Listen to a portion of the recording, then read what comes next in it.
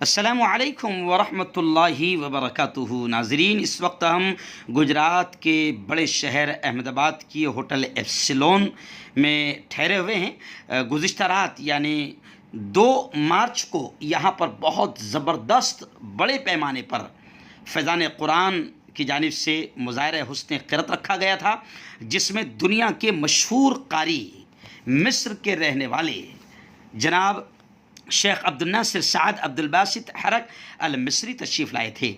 आज हम रात में होटल में ठहरे, लेकिन आज सुबह अल्लाह की तरफ से एक फ़ज़ल एहसान हम पर यह हुआ कि शेख कारी मिस्र ने अब्दुल नासिर साद अब्दुल बासित हरक अल मिस्री ने हमें सुबह के वक्त में जब हम लोग मुलाकात किए तो उस वक्त कारी साहब ने अपने हाथों से फैज़ान कुरान के एक उस्ताद कारी मसूद साहब अहमदाबादी को, इसी तरीके से दारुल उलूम देवबंद जो दुनिया का बड़ा मदरसा है, वहाँ के उस्ताद क़िरात हज़रत शेख कारी आफ्ताब साहब कासमी को और मुझे ख़ुद शेख कारी साहब ने अपने हाथों से उनकी अपनी जो वो मखसूस टोपी है अपने हाथों से पहनाया। एक गोया कि हमारा एज़ाज़ और सम्मान किया।